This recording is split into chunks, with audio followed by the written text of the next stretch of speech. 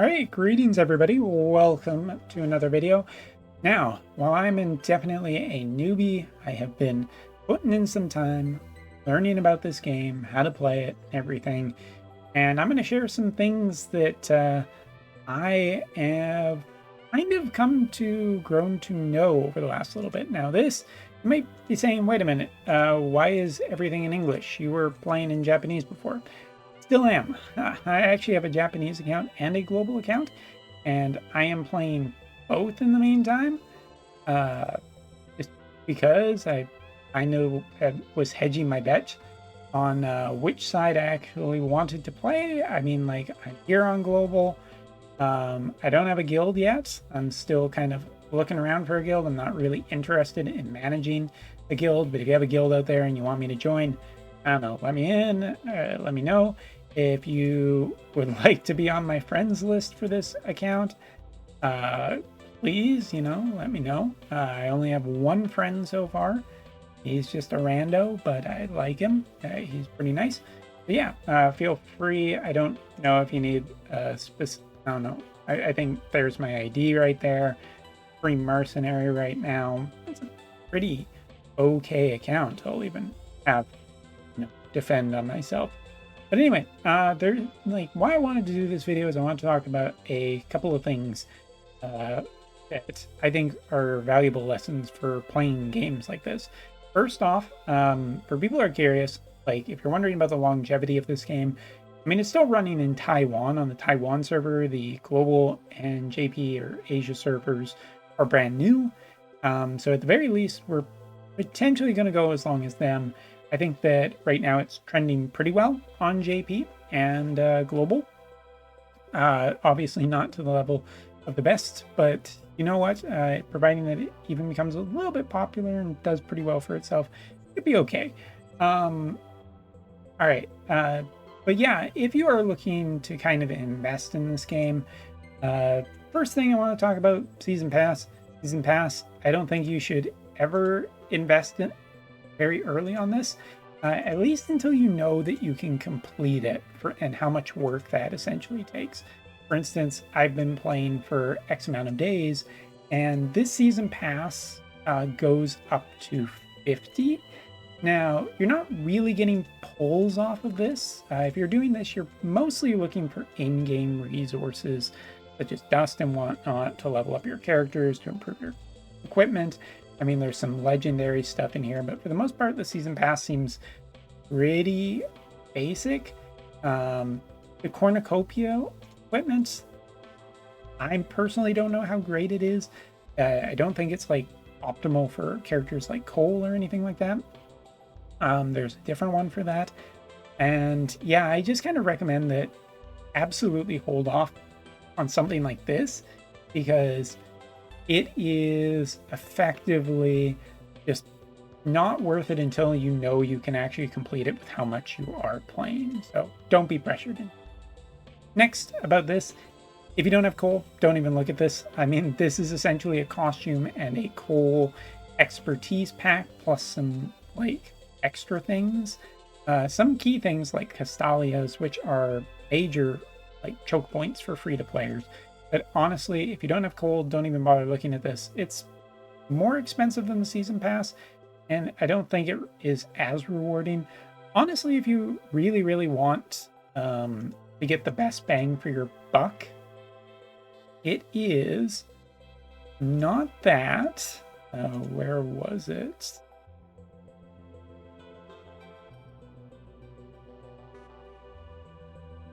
Here we are. The Blessing of Hope, which gives you 300 of the gems right away, and then you get 80 every day for 30 days or longer. Backtrack number increases, receive an additional 9 backtrack activation in every battle.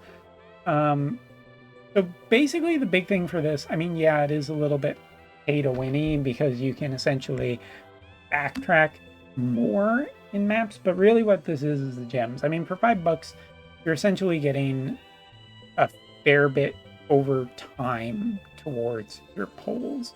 Is it incredible? No, it's essentially enough to get a little bit further, but if you're looking for bang for buck, this is probably it. One of the things I think is actually the worst value in the game, at least for right now, depending on whether or not this actually even updates. Um, Personally, I'm a little skeptic because Wotive didn't update this, and yeah, I'm a little bit cautious. If it does, someone please comment below, but I was under the impression that these just don't do that.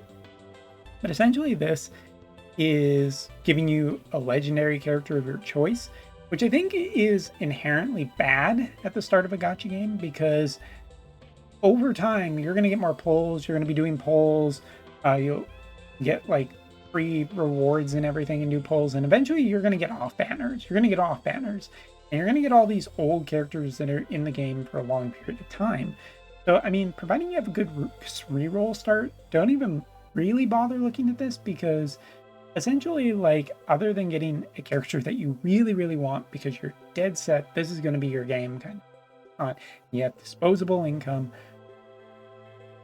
It's just bad value at the start of the game. So if you needed some reinforcement on the gacha stuff, purchasing stuff, that's essentially all of my expertise. Next up, just in terms of gacha, in terms of summoning, because everybody out there is incredibly obsessed with meta-based characters. For instance, Cole, Beryl, and Gloria. Now, basically what most people are saying is that you only need one of these. Multiple is really great, but it can be a headache, so don't even bother. Of course, never do the weapon gacha is the thing I've heard. And that brings me to what I really want to talk about is if you find a UR that you really like during rerolls, and you're happy with that character because they look really cool. I mean, you can go to the websites and look up all the different characters that are available and whatnot. But if you find a character you like, go with that character. Don't be afraid to be away from meta because the meta will eventually get away from people. This seems to be a game that, if you look at the tower mode, requires some different thinking and strategy, and you're not going to get through it necessarily all the time with Tower of Conquest. If you're doing that, just don't expect to be able to like conquer it with just meta stuff. Sometimes it is going to be negative towards different types of play styles and overly investing too much in play styles. So yeah, be careful about that. All right, next thing I want to talk about is leveling up and ranking up, because obviously your player rank determines how far your characters can actually level. And as you start going further and further in the main story, that level requirement starts getting a little bit tighter and a little bit tighter. So you obviously want to rank up more, but you can only go as high as your player level. For instance, right here, oh look, Beryl's at 25. Sweet, awesome, cool, super happy. Can't go any higher than that. Maybe I'm on a map soon that needs that says level 30. When it comes to ranking up, best way is crossing worlds and doing your daily farms, memory retrieval. This is why you don't need dupes, because once you get into the higher levels, you can just farm character shards every day, and it takes about 100 days or something like that, I think it's been said, to max a character out fully, which, I mean, if you're free to play or just don't want to spend money, this is the best way to do it. Don't even worry about it otherwise. But yeah, that's essentially good. But clearing these as you effectively get like higher and higher, you just kind of want to keep clearing out the higher difficulties, and this is where you want to start spending more and more of your stamina as the days grind on, because that is where you will be getting more and more towards like leveling and everything like that. Of course, like coming into the game every single day and just doing your daily missions, getting your what is it called, Voyager EXP, that's going to make a big difference towards leveling up and ranking up. But it eventually it does slow down, and from my experience, like mid 25s up to 30s is when it really starts feeling slow. I said in one of my intro videos that this is not a game that rewards instant gratification. It is a game that expects you to play it, and boy oh boy does it really kind of do that.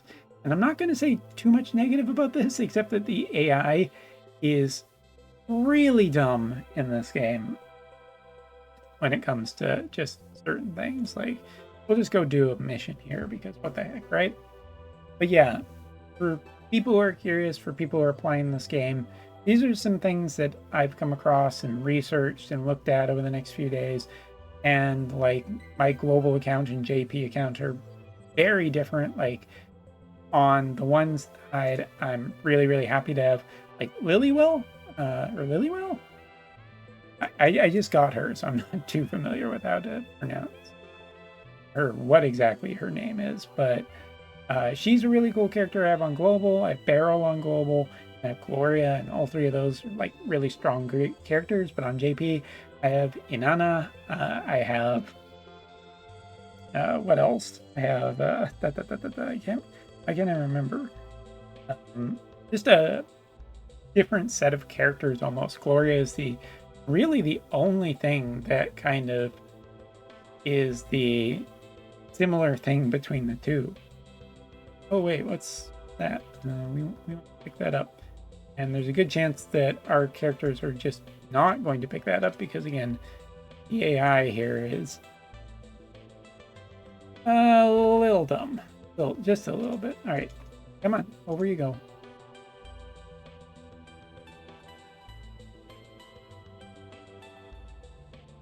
Oh, I want to get that. Oh well, Beryl. Beryl is very good at what she does.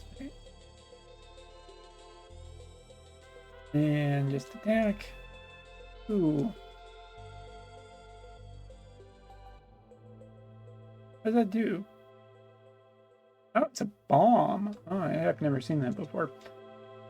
This game does keep you, like... Nice! Okay, that's amazing when the AI finally figures out to do that. Apparently didn't decide to kill the obvious one that could have been killed right at the end there, but okay. But yeah, I'm still enjoying this game. One, just at the very end of this video, something that I want to shout out to is the artwork.